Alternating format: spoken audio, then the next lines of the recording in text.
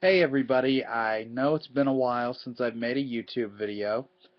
Basically, the topic I want to talk about today is essentially the American electorate. There are a lot of assumptions people make about the American electorate. One of them I hear a lot is that America is a fundamentally conservative country. And it is true that a plurality of Americans say describe themselves as conservatives. But if you take things more on an issue by issue basis, um, what you'd find is actually really interesting. I would actually argue that your average American is more liberal than the Democratic Party, more liberal than President Obama. And I don't just say these because I'm very left of center. I base these on polling. I've jotted down a couple of statistics from recent polls. I've rounded them, obviously, uh, but here's some of the findings on the views of the American electorate. 70% of Americans support raising the minimum wage. 70%. Let me repeat that, 70%. 60% of Americans support an immigration reform package that would allow people a pathway to citizenship. 90% support background checks being made universal for guns. 70% support ENDA. ENDA is the workplace non-discrimination thing for LBGT people, basically making it so you can't be fired because you're gay. 70% support. 60%, and this one is fascinating to me.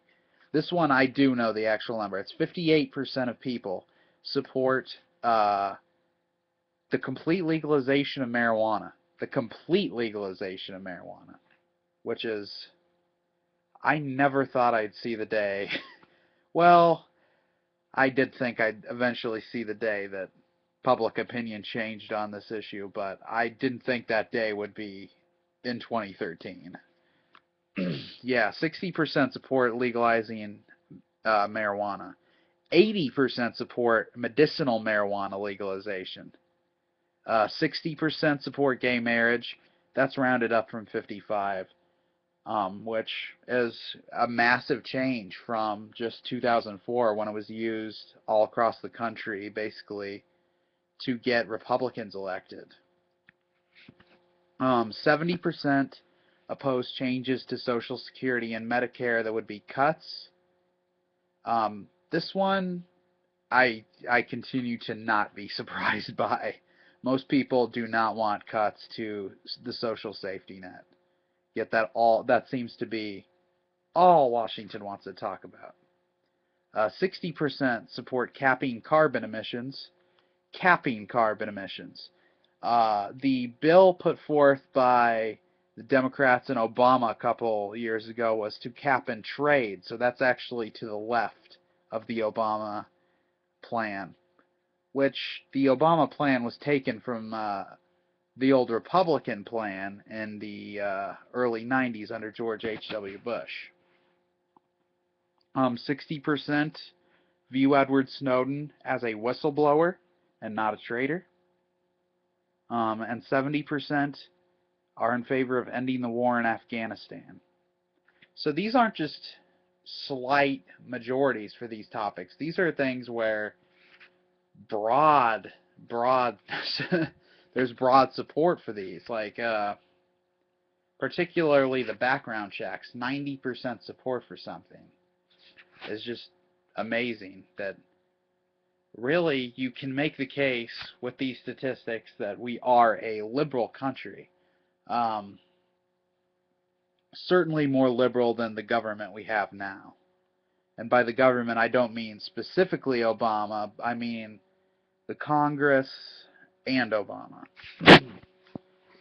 Some of these things, uh, some of these things really wouldn't even be entertained by our current Congress. Like, if you look at anything with marijuana, you can bet that the Congress would not go anywhere near that. Gay marriage, Congress would not touch a federal legalization of gay marriage. Some of these things we are trying to do, like immigration, the minimum wage, ENDA, the non-discrimination bill. But yeah, what this really shows is there is a lot of support for liberal ideas in the country, and not from traditional sources, like not people who are hardcore Democrats, because you can't get 60% public support with just hardcore Democrats. That's something you can't do.